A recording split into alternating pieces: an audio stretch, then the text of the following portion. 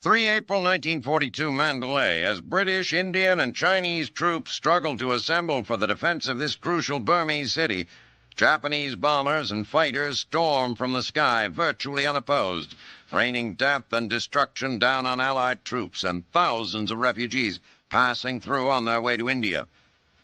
Mandalay, with its river port and rail links, is the key to the Central Plains and, in effect, all of Burma.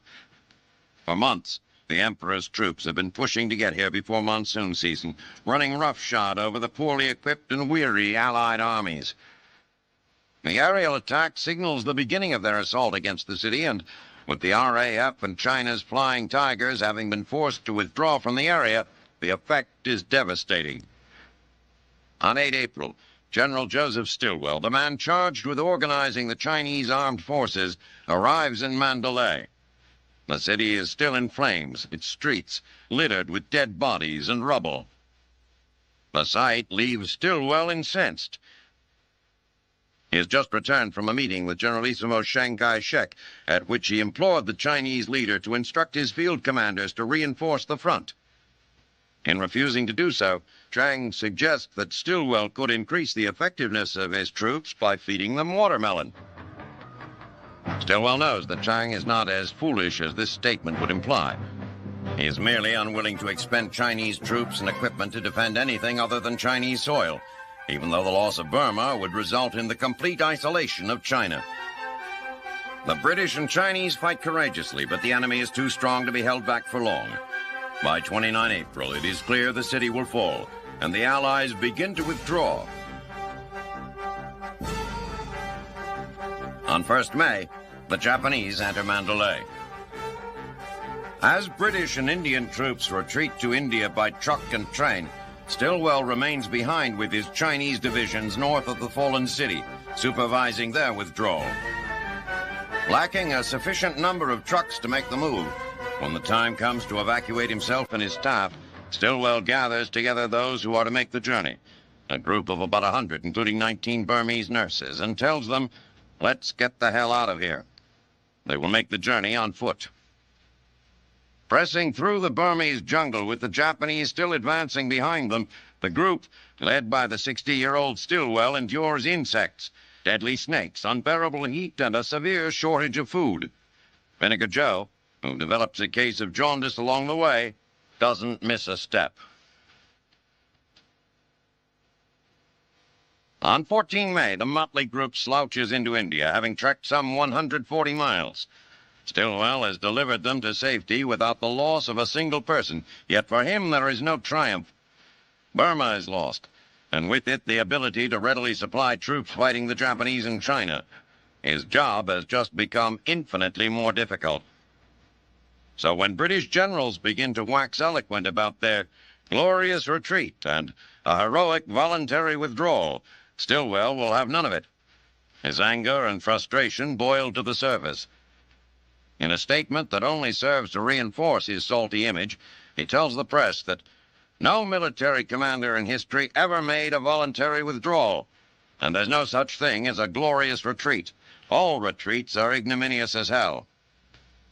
And as for his assessment of the Burmese campaign, Vinegar Joe is concise and to the point. I say we got a hell of a licking.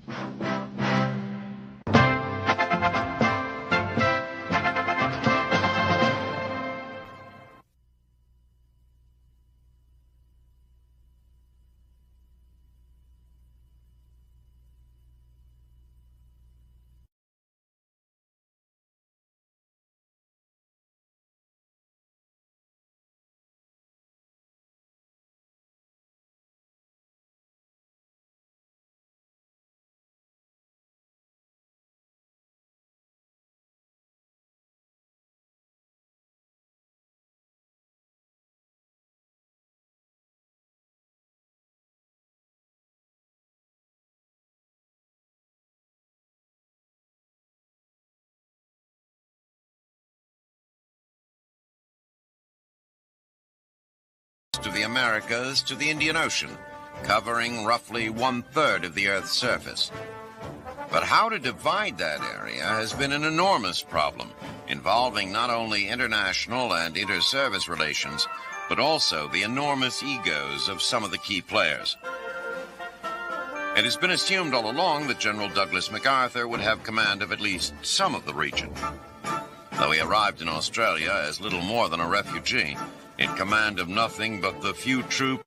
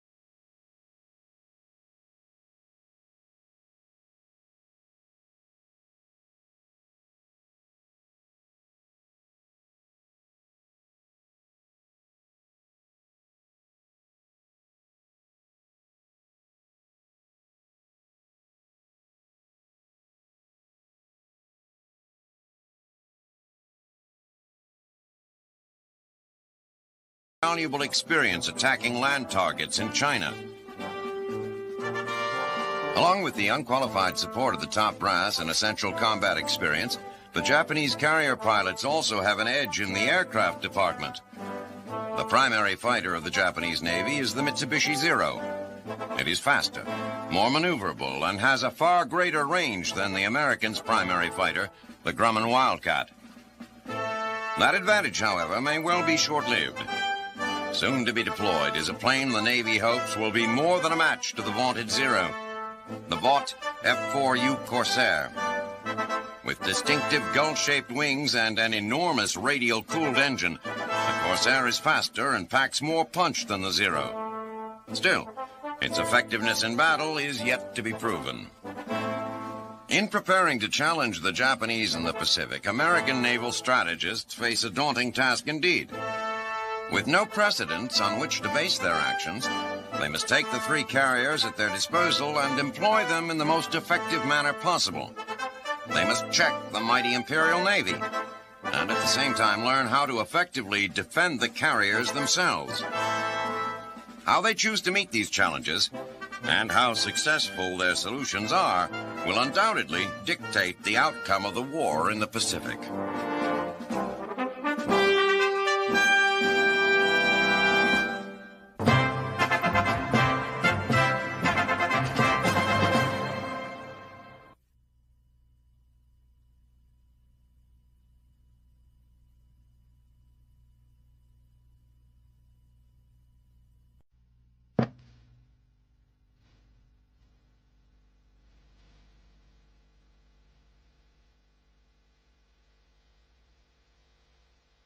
Across the Potomac River from Washington, a curious building is taking shape.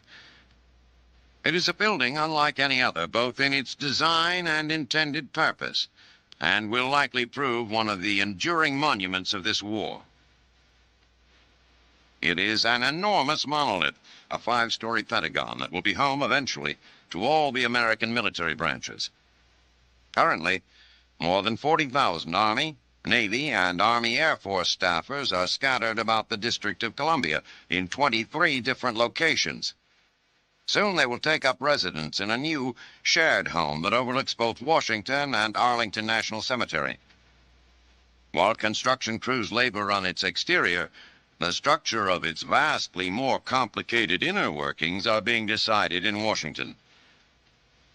9 February 1942, President Roosevelt, in an attempt to coordinate the various American military branches, establishes the Joint Chiefs of Staff. Made up of representatives of the Army, Army Air Force, Navy, and Executive Branch, the Joint Chiefs are FDR's answer to Winston Churchill's call for a centralized authority to decide war policy.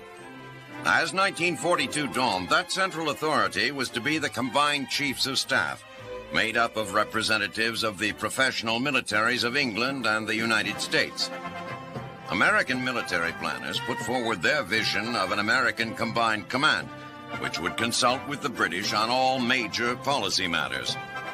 The Navy, which feared that the envisioned Supreme Military Commander would likely come from the more sizable Army, aggressively rejected the proposal.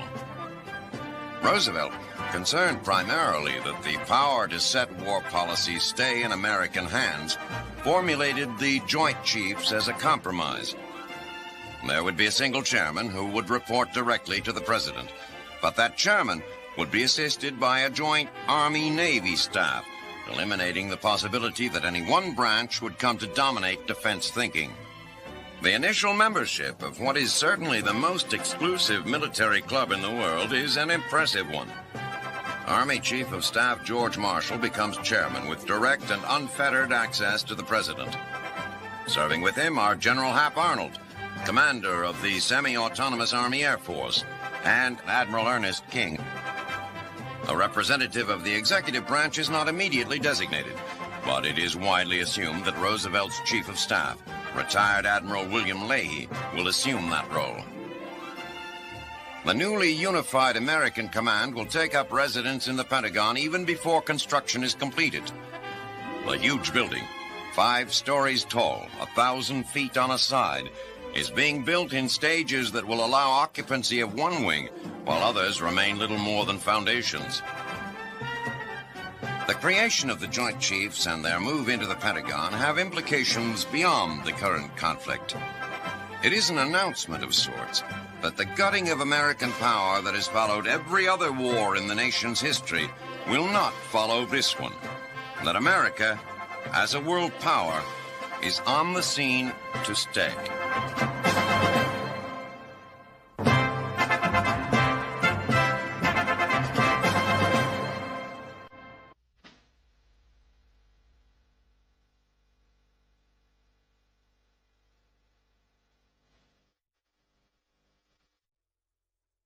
As the world is engulfed in fiery conflicts on the land, sea, and air, another, more subtle battle is being waged for the hearts and minds of the men and women on both sides. Rather than bullets, bombs, and bayonets, the weapons employed in this struggle are more commonly newspapers, films, and radio waves. While truth may be the first casualty of war, what is true is often less important than what is believed to be true. And propagandists on both sides are working feverishly to promote their version of the truth. In its effort to gain popular support and promote national unity, the Nazi propaganda machine is unrivaled. Using regular radio broadcasts, strictly controlled newspapers, and epic filmmaking, the Reich Ministry of Information and Propaganda, under the watchful eye of Joseph Goebbels, has rallied the German people, convincing them of the supremacy of the Aryan race and their destiny to dominate the world. The Germans have not just been fed visions of Teutonic nights and vibrant. A sense of caution and mistrust is cultivated as films are shown in movie houses, alerting viewers to the evil Nazi spies lurking in the mist. While the propagandists' efforts to unify and galvanize their people have been successful, it is not the only contribution they are making to the war. An ancient Chinese sage once said that the greatest act of generalship was to subdue the enemy without any battles, and that is exactly what the propagandists are trying to do. It is hoped that by feeding the other side news, both true and false, its ability and will to fight will be diminished. The Germans did this with astounding success against the French. By spreading rumors and using radio broadcasts, the Germans sapped the morale of the prestigious French army, thus ensuring their astounding victory in June of 1940. British propagandists are actively trying to sow the seeds of discontent within the Third Reich through regular broadcasts on the BBC. Although the Nazis have total control over news sources inside Germany, they cannot block radio waves transmitted from England to those bold enough to risk the wrath of the Gestapo by tuning in. As the war continues, so does the endless flow of propaganda from both sides. While there is no way to quantify the effectiveness of these campaigns, they continue to be waged with all the vigor of any contest on the battlefield. Ironically, to the men fighting on those battlefields, who have little access to the facts, it is this very battle of conflicting truths for which they are willing to lay down their lives.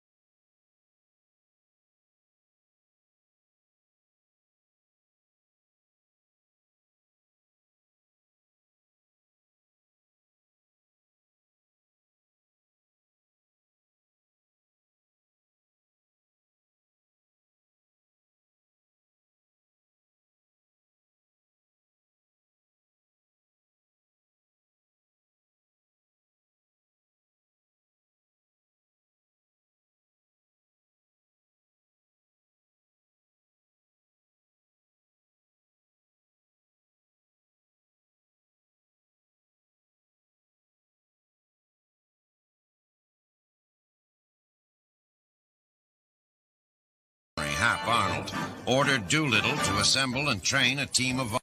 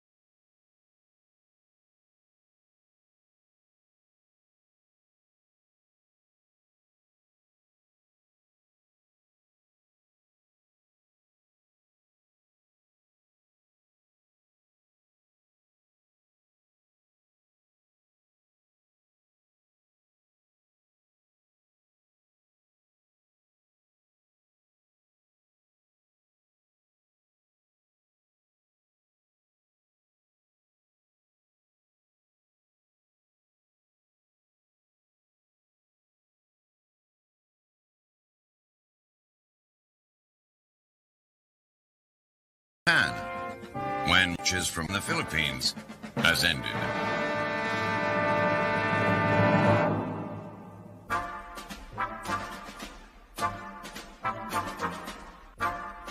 Europe that would provide much-needed relief for the Red Army. In addition, the dictator notes with satisfaction, while the treaty does not explicitly bequeath him those areas of Eastern Europe he had earlier conquered, it does not explicitly deny him those areas either.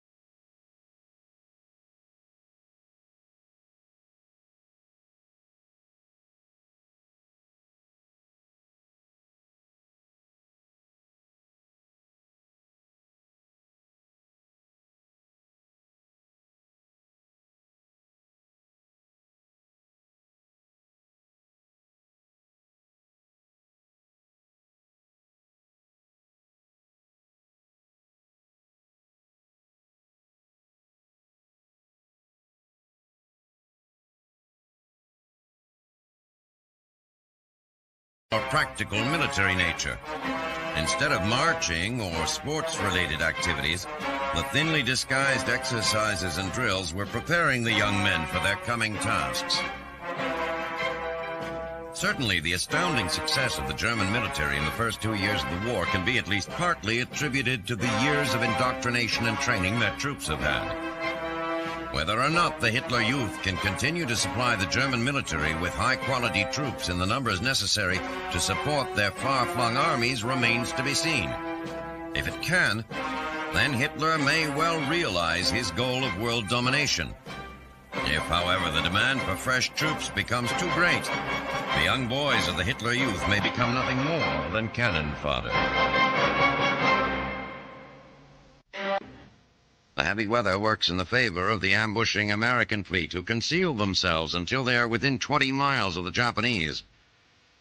Just before dawn on the morning of 6 May, the Yorktown launches Wildcats and Devastator torpedo bombers at the approaching Japanese Navy.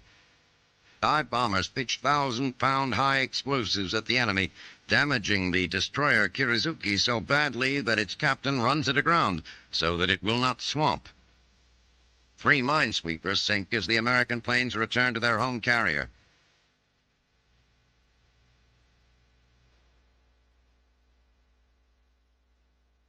On 7 May, aircraft from the Lexington tracked down the Shoho, the smallest of several Japanese carriers in the area.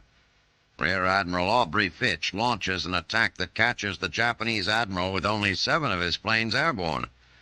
The Japanese turn their carrier into the wind to launch more fighters, just as the American torpedo bombers approach. The Shoho, steaming straight and steady so that its planes can take off, makes a fat target. 60 dive bombers and 24 torpedo planes finish the ship in less than 10 minutes. Attacks on the larger Japanese carriers, Wikaku and Shokaku, are less successful. The Wikaku hides in the dark of a rainstorm. The Shokaku is not so lucky. American planes drop 3 bombs on her deck, ending her ability to mount flight operations, but she steams away before a death blow can be dealt. The Japanese, while certainly getting the worst of the first day's conflict, were not without victories of their own. Japanese aircraft sink the American tanker Neosho and the cruiser Sims and damage several other craft. The next day, 8 May, dawns clear and bright. Aircraft from the Zuikaku corner the Lexington in a crossfire of bombs and torpedoes, striking both sides of the ship.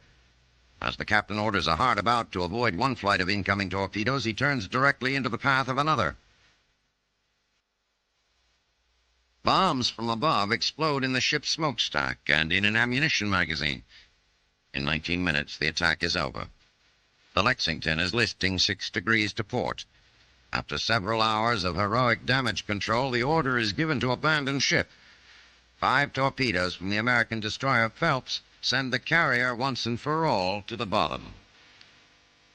The Yorktown attacked at the same time to New Guinea, and without New Guinea, there will be no Imperial troops coming ashore in Queensland. The Japanese dream of conquering the entire Western Pacific has ended.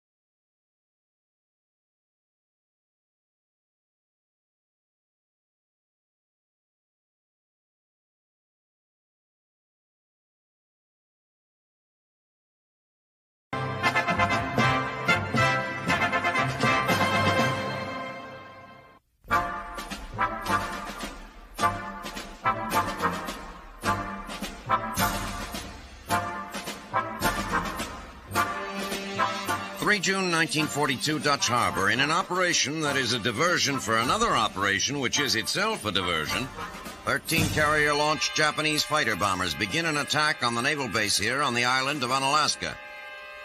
The purpose of this attack is to draw attention away from the planned invasion of the two most westerly islands in the Aleutian chain, Attu and Kiska. For the Americans, based on these godforsaken slabs of rock and muskeg, the actual attack is less of a surprise than the fact that anyone would want to win off the Aleutians is Yamamoto's primary objective. American intelligence has also misled the Japanese into believing that the USS Yorktown was sunk at the Battle of the West Coast of America, staring into a rising sun.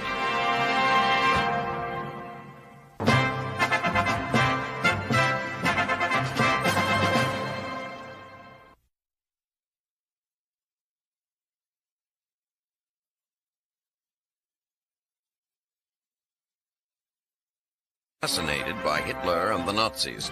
By 1930, he was the party's propaganda chief, coordinating and conducting a series of election campaigns which led ultimately to Hitler's rise to chancellor. In 1933, Goebbels was appointed head of the newly formed Reich Ministry of Information and Propaganda. Hampered by an unimpressive physical presence and a club foot, Goebbels is nevertheless a brilliant speaker and tireless salesman for the policies of the Reich. A masterful liar, Goebbels is a victim of his own propaganda. He idolizes Adolf Hitler and is the man responsible for bestowing on him the title of Führer and for instituting the now compulsory greeting of Heil Hitler. While Goebbels may be Hitler's most fervent supporter, it is Hermann Göring who is his most trusted subordinate. Recalling their early years together, Hitler said of Göring that he was ice-cold in time of crisis. It is perhaps for this reason that Hitler has designated him as his successor. After serving in the military during World War I, Göring joined the Nazis in 1921 and was appointed Hitler's bodyguard. Shot in the groin during the beer hall putsch of 1923, he became addicted to morphine as a result of the painful wound, and has remained so on and off through the years. After Hitler was appointed chancellor in 1933, Göring became president of Prussia, where he established two institutions which were to become mainstays of the regime. He opened the first concentration camps, used at the time to detain opponents of the party, and established the state secret police, which soon became known by its acronym, Gestapo. Despite his addiction and the resulting decline in mental stability, Göring has played a major role in many of the Nazis' greatest triumphs. In addition to his responsibilities in Prussia, in 1933, Göring was appointed Minister of Aviation and, in direct violation of the Treaty of Versailles, began a massive buildup of German air power. By 1939, Göring's Luftwaffe was the most powerful air force in the world and became the foundation on which Blitzkrieg was built. In 1940, when Polish leaders in Warsaw rejected demands for surrender, Göring bombed them into submission. Similar attacks led to the victories in Norway and France. It was these triumphs which compelled Hitler to create and appoint Göring to the position of Reichsführer, officially making the corpulent morphine addict the number 2 man in the Nazi party. Despite his power within the walls of the Chancellery, Göring is not considered by the citizens of Germany to be the most powerful man in the country. That distinction goes to the bespectacled former chicken farmer whose gift for terror and penchant for persecution propelled him to the upper echelons of the party and made him the most feared man in the Reich, Heinrich Himmler. Himmler's base of power is the Schutzstaffel, commonly known as the SS. He has through 3 June 1942, the Central Pacific. A lone Catalina reconnaissance plane flies through scattered cloud cover in search of the massive Japanese naval task force en route to Midway Island. Vastly outnumbered, it is essential that the American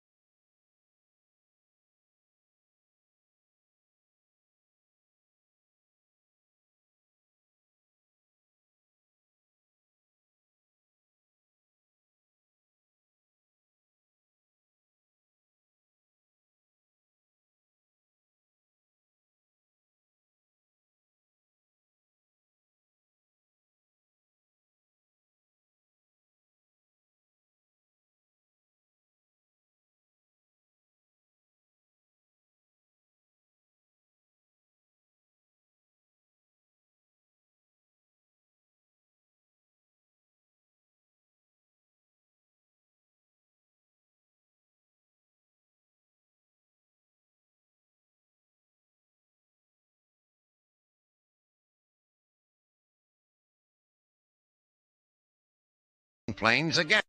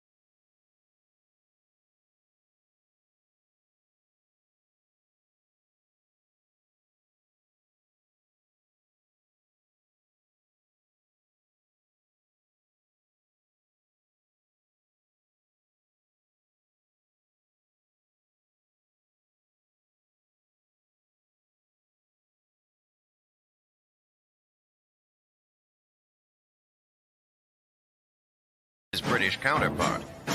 Following the signing of the Anglo-Soviet Treaty last month, Soviet foreign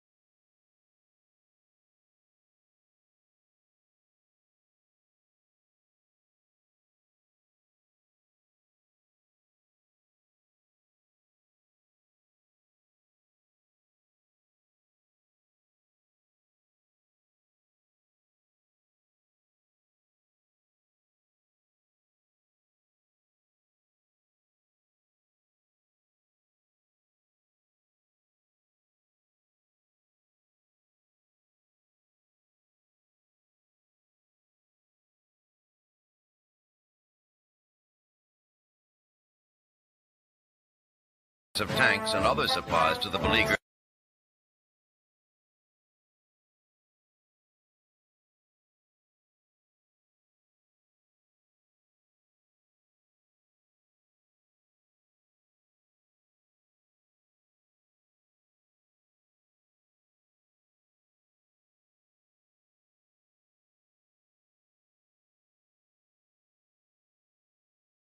There's another result of this.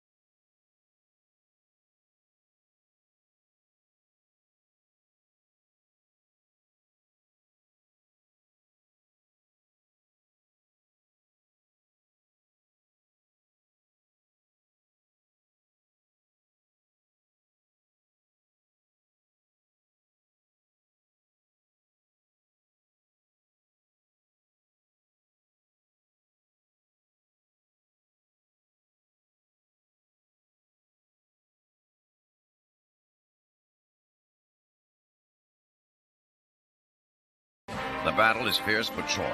Rommel's specialty, and upon orders for German tanks, going through tells his captives, "You have fought like lions and have been led by donkeys."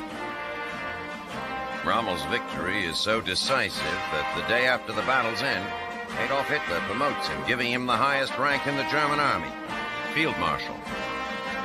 By that time, Rommel is already looking east to El Alamein, and what he is confident will be the ultimate German victory in Africa.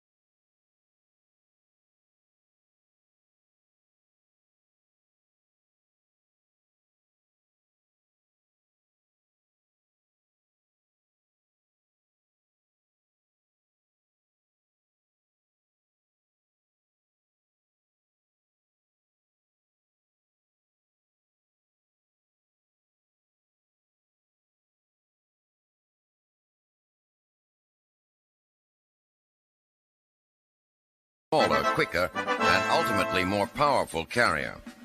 And while many in the Navy argue that our reliance on the battleship has brought us peace in the past, Nimitz maintains his faith that it is the carrier that will bring us peace in the future.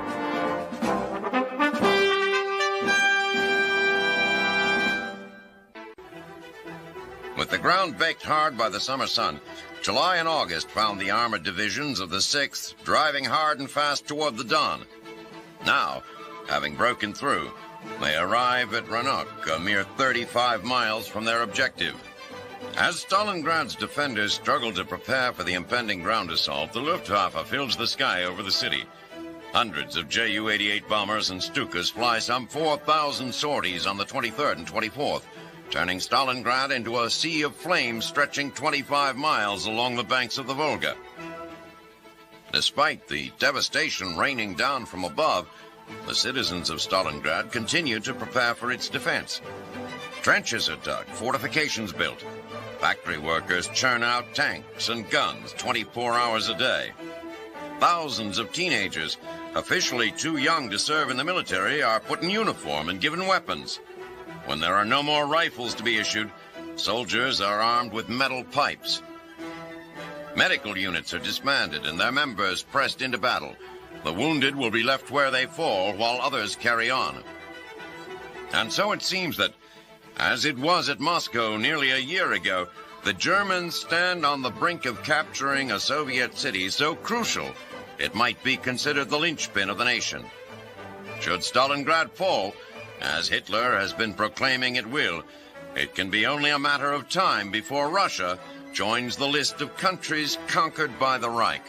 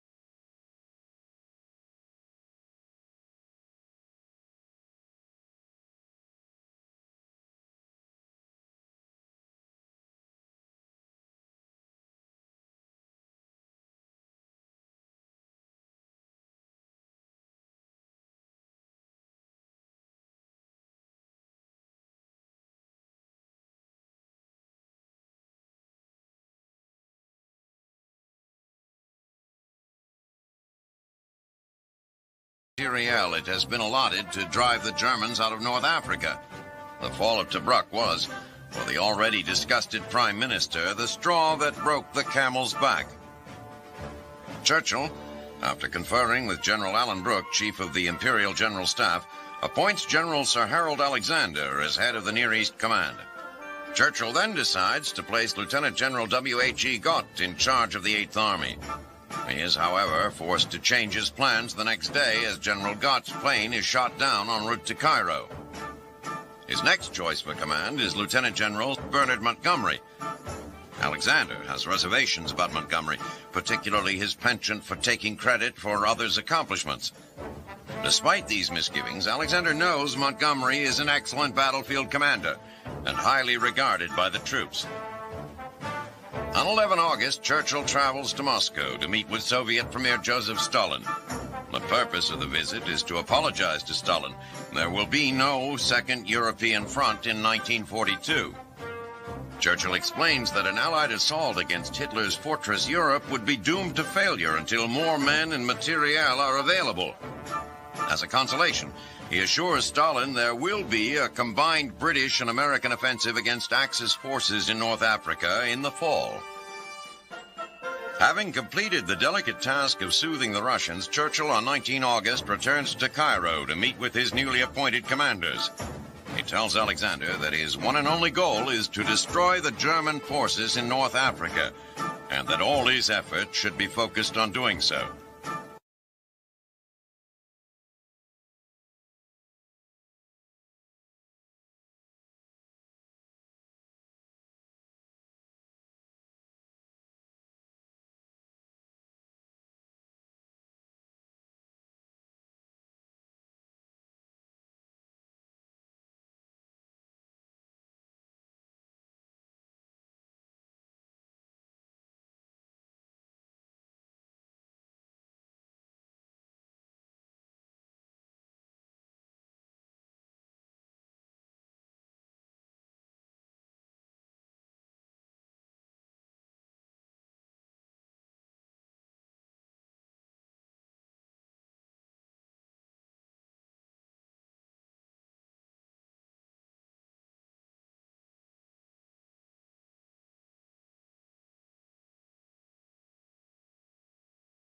Even if the timetable isn't exactly to his liking, his commanders have a specific plan for defeating Rommel and have taken concrete steps toward achieving that goal. But for Churchill, the biggest evidence of change in the situation is not on any map, but on the faces of the men of the Eighth Army. There is a cocky assuredness back in their step and a gleam in their eye that heartens the Prime Minister. Now he is certain he has all the right pieces in place to deliver the Germans a crushing blow in North Africa.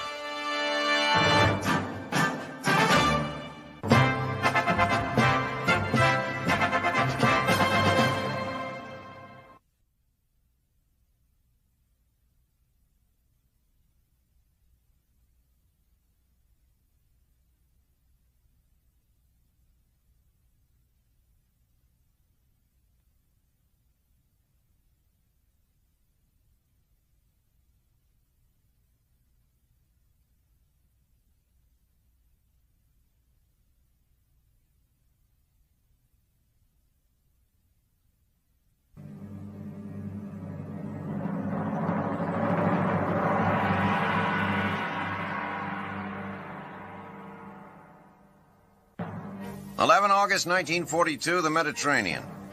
An Allied convoy steams toward the island of Malta, located 60 miles south of Sicily. 14 cargo vessels escorted by destroyers, cruisers, battleships, and aircraft carriers are determined to deliver crucial aircraft and supplies to the beleaguered garrison on the island. Using it for its airfields and as a base for warships, the British have been devastatingly effective in destroying German shipping bound for its armies in North Africa. In August of 1941, no less than 35% of the men and supplies destined for Libyan ports were sent to the bottom by the British bastion on Malta. In December 1941, submarines from the Atlantic were moved to the Mediterranean, and Lieutenant General Hans Geisler's Luftwaffe forces began to pound the island incessantly. The Siege of Malta had begun. Initially, the Germans enjoyed astounding success, sinking tons of British shipping, including the fleet aircraft carrier HMS Illustrious. Outdated British planes were hopelessly outgunned by Geisler's mighty Me-109s. In January, with the Luftwaffe riding roughshod over the British, all of the German shipments earmarked for Rommel's forces in North Africa reached the port at Tripoli unscathed. In the first week of March, just as the situation was growing critical, the British received a desperately needed shipment of new Spitfires, courtesy of the USS Wasp. With fighters able to contest the Messerschmitts, the British once again began to take a heavy toll on German shipping. The Luftwaffe 2, under Field Marshal Albert Kesselring, then stepped up its campaign to eliminate Malta as an obstacle to German control of the Mediterranean. With as many as 300 bombers hitting the island at a time, the defenders were reduced to receiving ammunition and supplies from submarines, slipping into the port at night. Now the Allies have sent this massive convoy to relieve the defenders. As determined as they are to reach Malta, the Germans are just as determined to stop them. The first to strike the convoy are the German subs. The carrier, HMS Eagle, is struck by 4 torpedoes and goes to the bottom with 200 of her crew. The Luftwaffe then begins an all-out assault on the fleet. For 3 days, carrier-based planes and anti-aircraft crews fight off German torpedo and dive bombers, but suffer heavy losses. On the 14th, however, 4 of the cargo ships reach Malta with their vital supplies. While Malta itself may seem insignificant, it is pivotal to the war in North Africa. The pendulum in the desert has consistently swung in favor of the side controlling the shipping lanes of the Mediterranean. Now, with the British garrison on Malta replenished and the Eighth Army in North Africa under new leadership, British commanders hope that the next swing of the pendulum will be in their favor.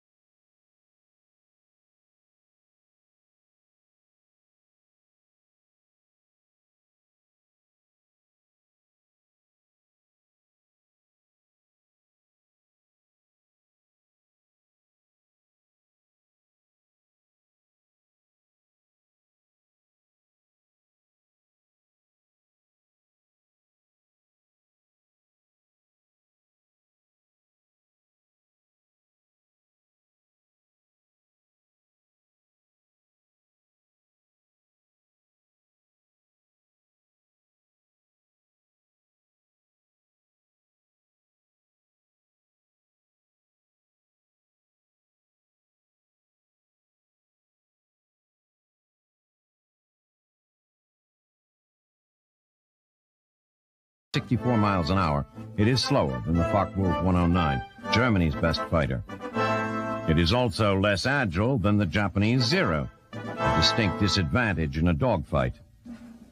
But among the pilots who fly the Warhawk, it has a reputation as a tough plane to kill.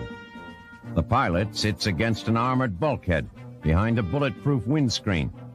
The wings are studded with 650 caliber machine guns that can be focused to converge along a killing line hundreds of yards long. What the Warhawk most lacks, what all Allied fighters lack at this juncture, is range. Even with the optional belly tank, the Warhawk in combat has a normal range of barely 600 miles, not enough to accompany bombers on their long-distance missions behind enemy lines.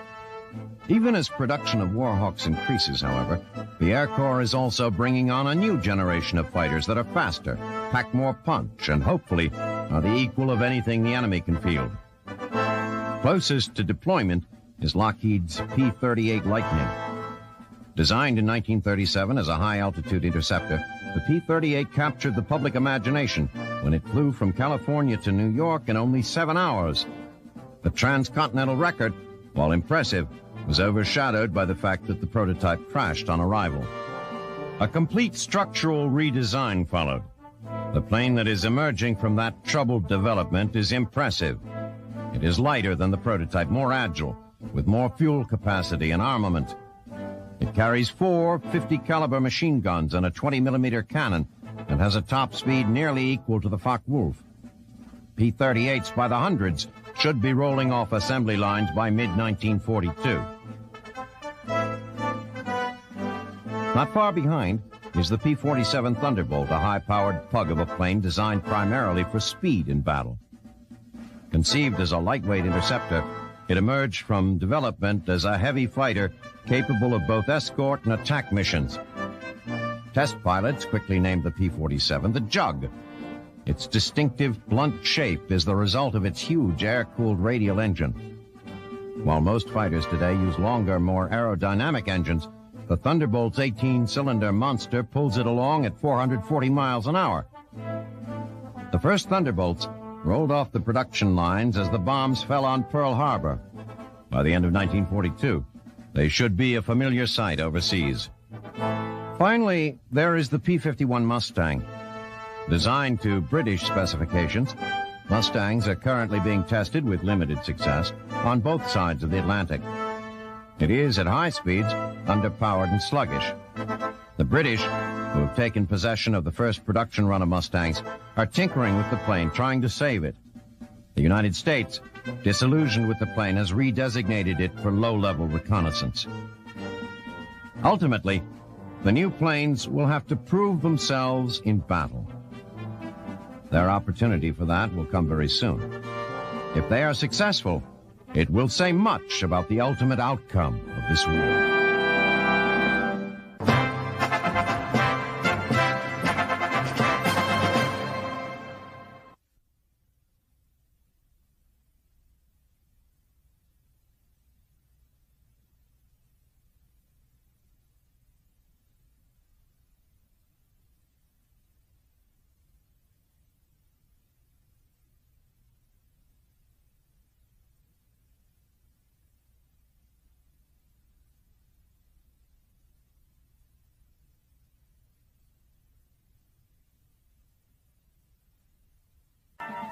More important, they approach El Alamein. He will be satisfied with a simple victory. Allies are now attempting to extend the cover of heavy the beaches on both Tulagi and Guadalcanal. The Japanese hit the Allies with torpedoes and gunfire. In a matter of moments, an Australian and 3 American cruisers are turned into burning masses of twisted steel and begin sinking to the bottom. The Japanese commander, elated with his success but fearful that Fletcher's carriers would be launching a retaliatory airstrike, decides to retire to Rubble. By doing that, the Japanese miss their chance to sink the transport and supply ships sitting defenseless off the coast of Guadalcanal. After this humiliating defeat, Turner orders what is left of his force to leave the area. He takes with him tons of supplies, rations, barbed wire, field artillery pieces, and the equipment the Marines need to complete the airfield. 1,000 Marine reserves are also on the ships as they turn and sail off. The 6,000 Marines on Tulagi and the 10,000 on Guadalcanal are left completely isolated. All they can do now is prepare for an attack that they know will come. The men dig their defensive positions, working feverishly to complete the airfield with the little equipment at their disposal. They know the airfield is the key. Air cover will be critical if they are to survive until they can be resupplied and reinforced. As the Marines prepare for the fight to come, Allied military commanders hold their breath. Success on Guadalcanal, they know, would only be the first step in the long trek across the Pacific. But failure would be a devastating blow to the Allied cause. If the Japanese can stop the flow of men and materiel to Australia, the war in the Pacific may be lost.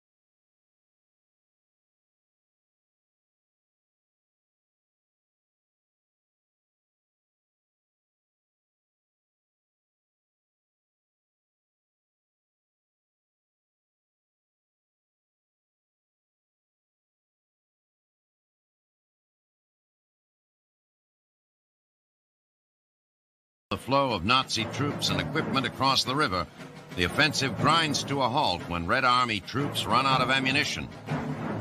Under direct orders from Stalin, Zhukov again takes up the battle on 5 September.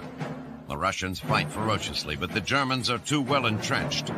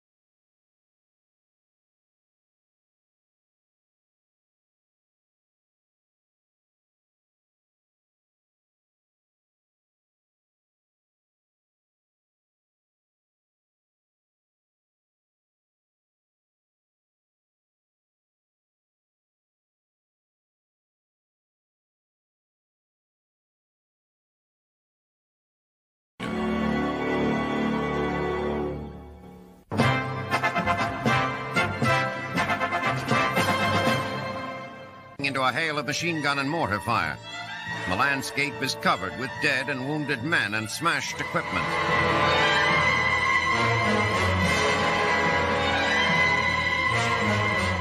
After 9 hours of desperate fight, aerial bombardment, and more important, must be one of overwhelming force. For now, all the Allies can do is retreat to Britain to lick their wounds and wait for another chance at cracking Fortress Europe.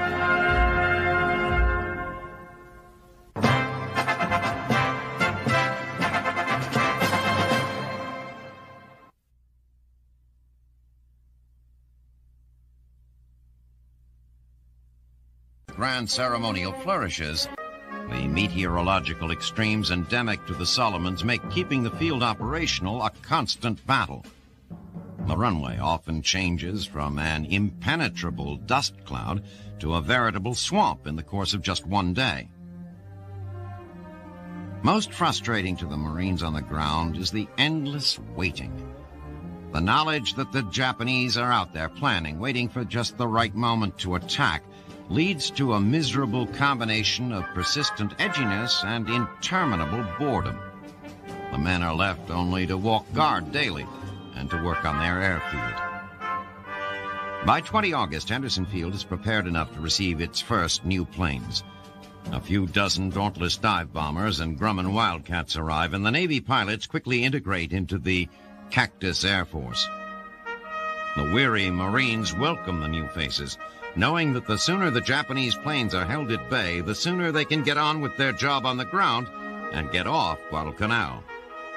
On 21 August, the waiting is over. Colonel Kiyono Ichiki and his men attack in an attempt to retake Henderson Field. Charging headlong into the American positions, the Japanese are cut to pieces by the Marines' well-coordinated machine gun and artillery fire. Although they never breached the defensive perimeter, over 800 Japanese die in a battle lasting only a few hours, leaving only a handful of survivors to retreat. Following the Japanese attack, life for the men on Henderson Field returns to the pattern of annoyance and boredom of the previous weeks. On the evening of 12 September, the 35th Japanese Brigade launches a three-pronged assault on the Marines on Lizard Hill, which overlooks Henderson Field from the north. If Lizard Hill changes hands, both the Japanese and the Americans know that the American hold on the airstrip is as good as lost. Though the Americans hold the line, as the Japanese withdraw, the men know that this was nothing more than a test. The real attack is yet to come, and the men spend the day fortifying their position.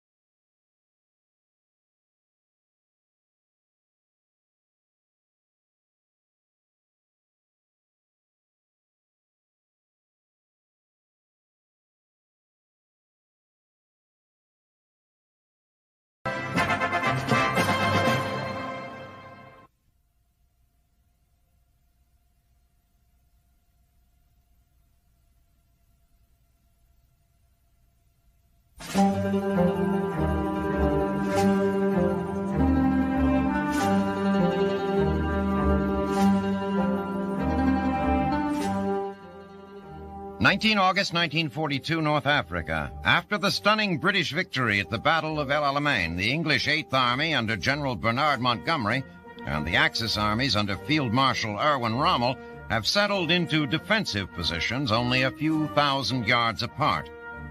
Separating the two sides is a vast German minefield known as Devil's Garden. Containing more than 500,000 anti-personnel and anti-tank mines, the barrier gives Rommel's forces a temporary sense of security. Although they realize that an offensive by Montgomery is inevitable, The minefield presents him with a difficult obstacle. He will need time to marshal his forces in order to breach it. In the meantime, both forces endure the brutal summer of the North African desert. Although the sweltering heat and the millions of biting flies show no favor to either side, life for the Axis troops is decidedly more miserable than for their British counterparts. A severe lack of fresh water makes bathing a luxury the Axis troops cannot afford. Their own unpleasant aroma, coupled with the stench of the battlefield and human excrement, serve to rob the troops of their appetite. Living in filth, undernourished, and fighting the biting flies, the Axis troops begin to lose weight, becoming easy prey to disease. Even Rommel, the desert fox himself, succumbs. His personal physician, Dr. Horster, reports that the field marshal suffers low blood pressure and dizzy spells and recommends Rommel return to Germany for treatment. By 30 August, Rommel's condition becomes so severe that he reluctantly agrees to leave his Africa Corps to seek medical help. He meets with his officers, giving detailed instructions on what to do in almost any imaginable scenario. On 23 September, Rommel begins his trip home. After a stop in Italy to confer with Mussolini, Rommel continues on to a meeting with Hitler on the 30th. Hitler presents the field marshal with a jewel-encrusted baton and assures him that everything will be done to guarantee an Axis victory in North Africa. On 3 October, Rommel, under pressure from Goebbels, holds a press conference with international correspondents. He reads a prepared speech declaring that Axis troops, 50 miles from Alexandria and Cairo, have the door to Egypt in their hands, and guarantees that after coming so far, they will not be denied their prize. Whether or not Rommel can live up to that promise may well be decided in his absence. British intelligence knows he is no longer in North Africa. The question now is, will Montgomery take this opportunity to attack while facing a lesser general, or will he wait until he has built his forces and risk confrontation with a rejuvenated desert fox?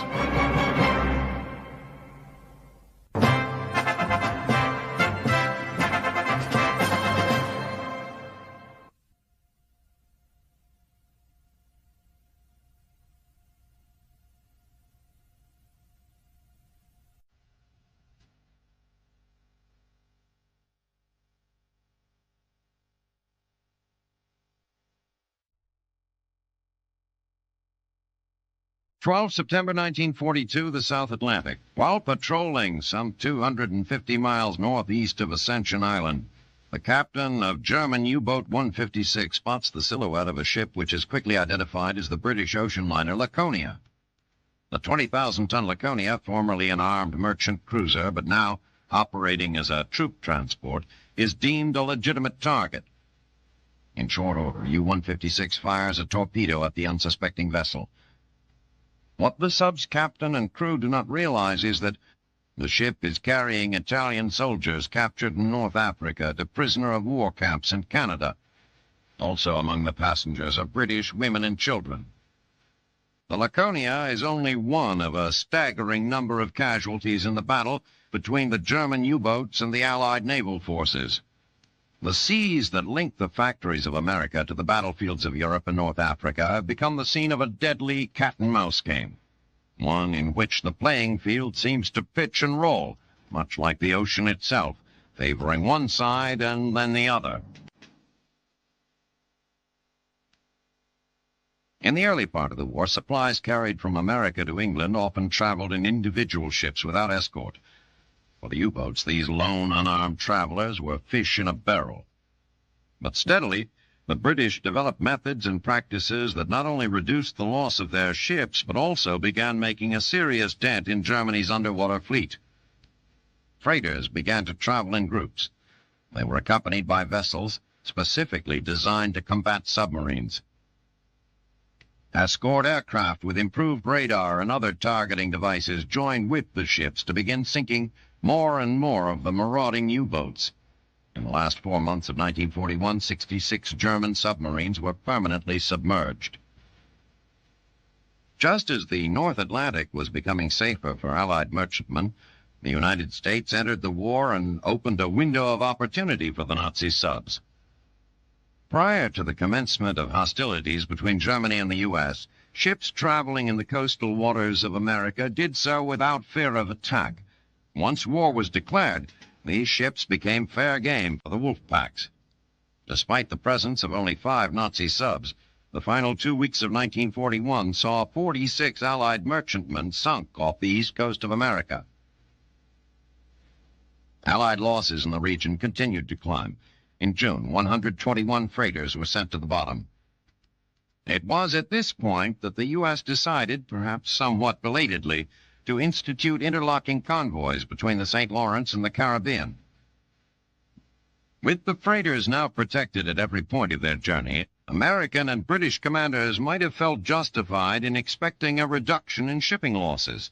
Now, however, the Nazis have begun churning out submarines at a phenomenal rate. By the end of 1942, the number of operational U-boats will, in all likelihood, be double what it was in January.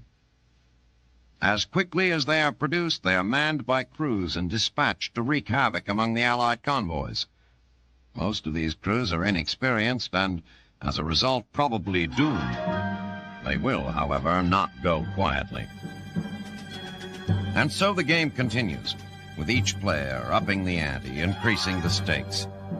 But while the engineers and politicians in Washington and Berlin are the ones who deal the cards, it is the men, and in cases such as the Laconia, the women and children, gambling their lives on the seas, who will continue to pay the price.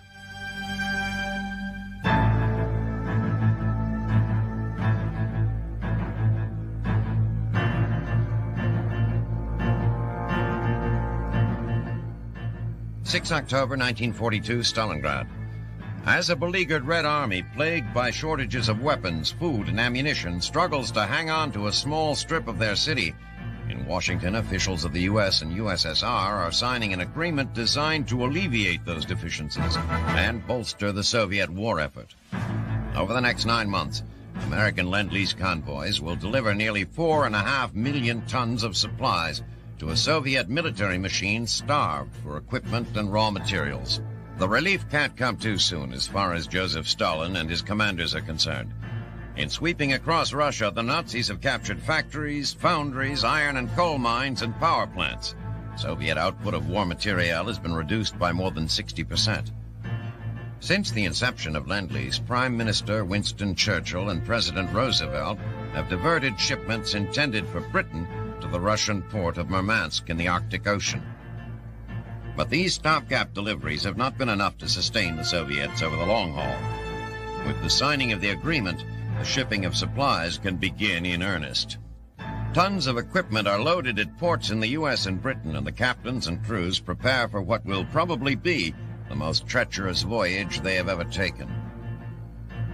While maritime shipping during wartime has always been hazardous, these supply ships face an added element of danger. The German Navy has stationed destroyers, cruisers, U-boats, and battleships off the northern coast of Norway, putting them almost directly in the path of the Russian-bound fleets. With the Arctic sun shining 24 hours a day, the Nazi ships have had a devastating impact on convoys bound for Murmansk. In one instance, 23 of 34 freighters bound for the Russian port were sent to the bottom by the Germans. This had so shocked Churchill that he ordered a halt to shipments, but Roosevelt, while acknowledging the dangers, insists that they be resumed. The value of the Russian front in diluting Germany's military might is too great to be ignored. All of this has little meaning to the Russian men and women battling in the streets of Stalingrad. They know only that each day brings more fighting, more destruction, more death. Each time they seem to be holding the line, the Wehrmacht mounts yet another offensive. On 14 October, German General Friedrich von Paulus orders an attack in the northern sectors of the city. For von Paulus and his 6th Army, Stalingrad has been no cakewalk. It seems that each crumbling building has been turned into a small Russian fortress, which must be wrenched from the clutches of a resolute Red Army. This offensive is no different. Directly in the path of the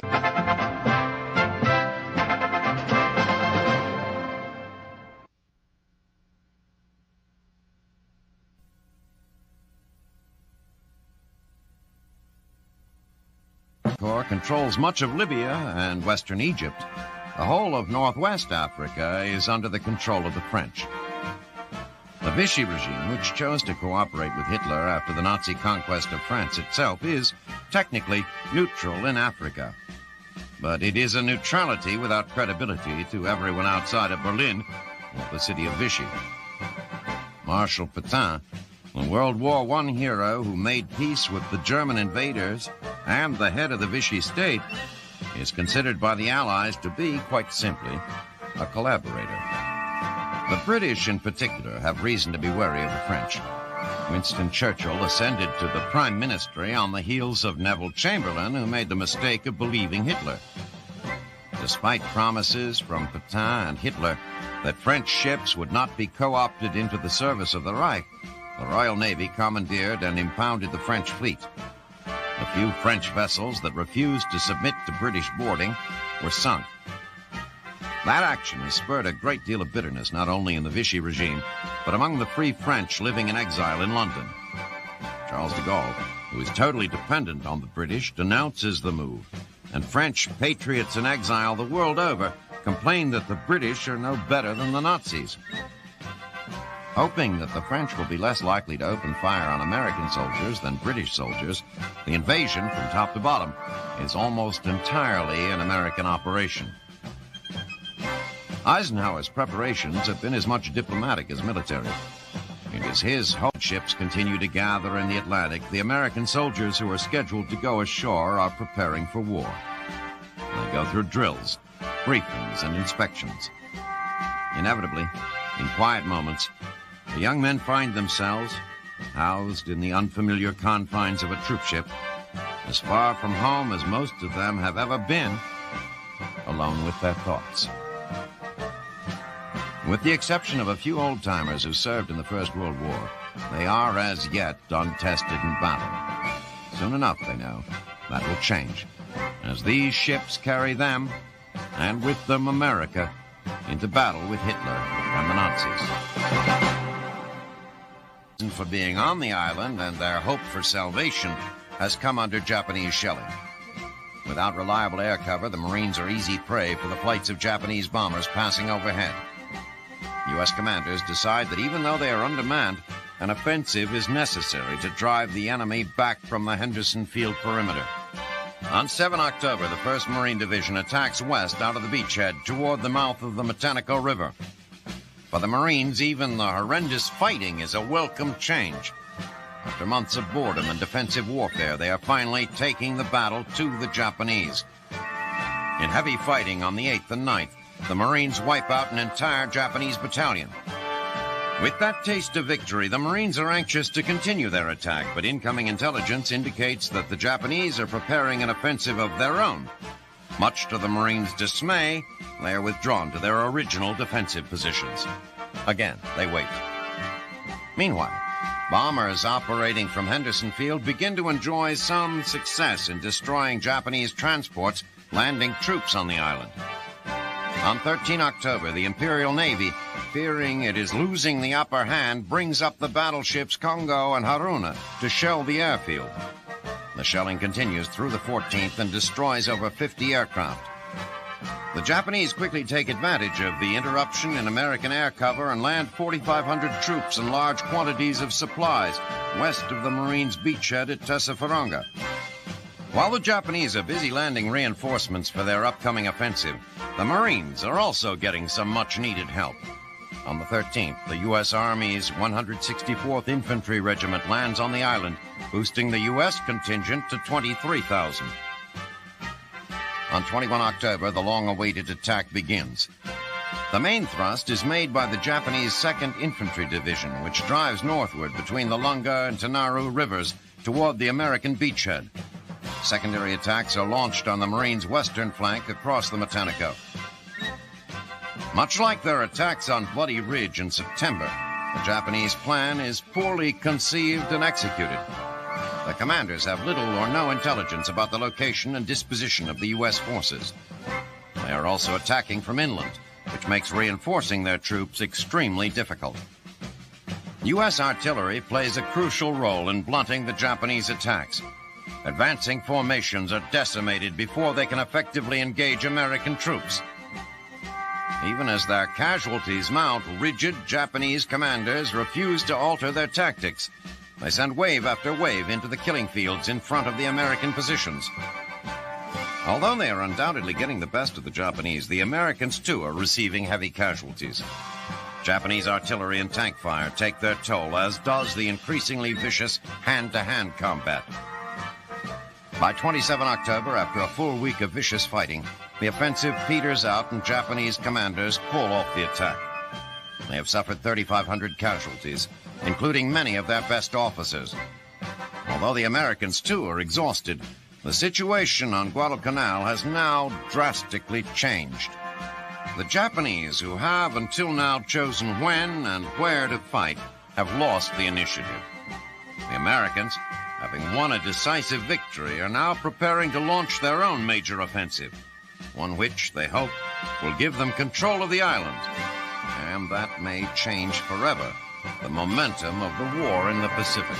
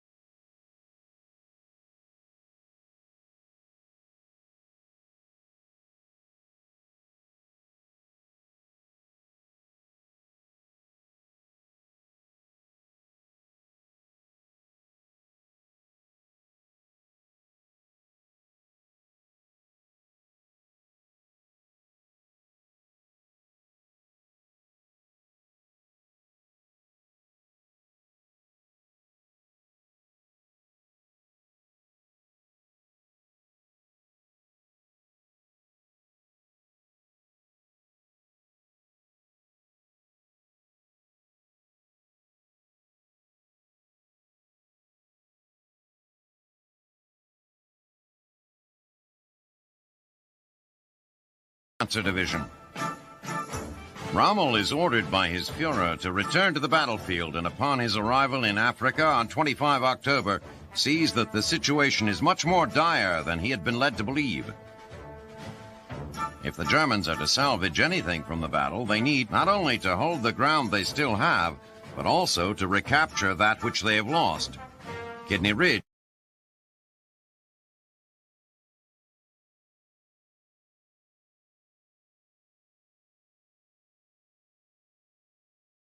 largely been severed by the British artillery, but the Nazi tanks have almost no fuel with which to maneuver.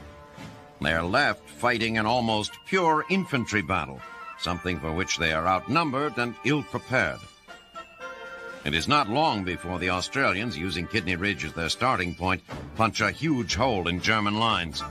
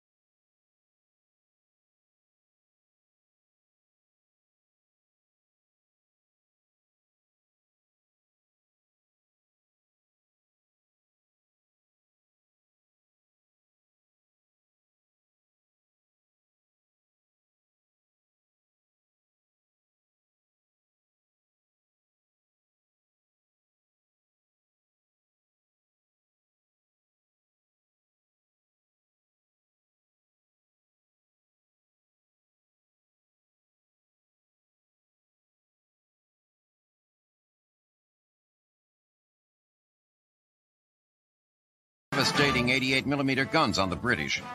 In no time, burning armor litters the battlefield. It appears that the Germans might well be on the verge of victory when flights of British bombers begin to swoop down on the 88s, picking them off one by one. By sunset, enough artillery has been silenced that the British positions behind German lines are secure. 30,000 German troops are dead or captured, and 2/3 of Rommel's guns destroyed.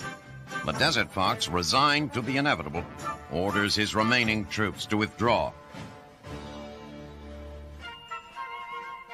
The Führer, dispensing orders from the comfort of the German capital, berates Rommel for his prudence in cutting his losses, demanding instead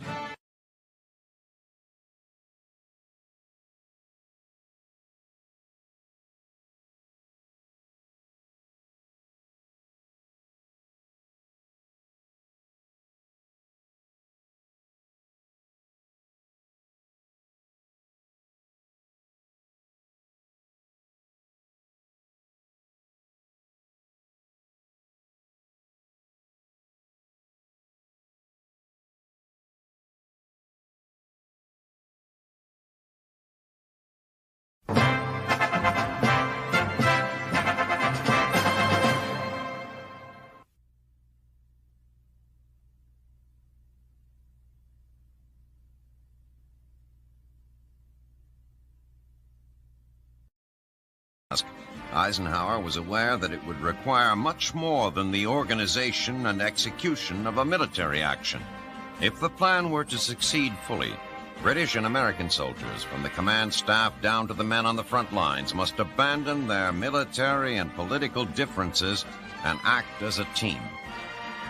Now, as his troops begin to move ashore, Dwight Eisenhower will be given a chance to see, as few men ever are, just how successful his labors have been. At Azure, the rest of the 18,000 men of the Central Task Force begin to move ashore here and at Oran to the west. 3 regimental combat teams of the Army's 1st Division hit the beach and begin moving inland. Directly behind them, transports begin to unload some 180 tanks, which promptly join the battle. Thankfully for these men, Allied intelligence has been excellent, and the surprise is complete. Although there is some resistance, Axis troops in both cities soon run up the white flag. Contributing to the rapid surrender is the fact that these are not German soldiers. They are rather Vichy French, and while the government for which they bear arms is in cahoots with Hitler's Germany, many view the Germans as invaders of their homeland. While the troops here continue their push toward Oran, the men of the Eastern Task Force landing near Algiers find the going somewhat more difficult. While the task force is comprised primarily of British troops, the initial landing is made by the U.S. 34th Infantry Division. Eisenhower and his staff reason that the French may be more willing to surrender to American forces. It appears, however, that these French soldiers are none too willing to surrender to anyone. As the 6,000 Americans begin landing, French shore batteries fire on the invading troops. Soon enough, though, they are silenced when Allied warships offshore respond in kind. While the British forces begin to come ashore and join in the fray, the Americans continue to advance inland. By 8:30 a.m., French commanders along the coast are ready to negotiate a surrender. In Morocco, the Western Task Force is having the most difficult time of the three. Unlike the other two groups, which traveled from English ports, the Western Task Group operating have landed and are pushing toward their objectives. Perhaps more important, the combined land, sea, and air forces of the U.S. and Britain are functioning as a single, cohesive military force. Yet for all the good news, Eisenhower's gratification is diminished by the cruel realities that ultimately confront all military leaders. For along with reports of the initial successes, come reports of the first American men to sacrifice their lives in the battle against the Axis.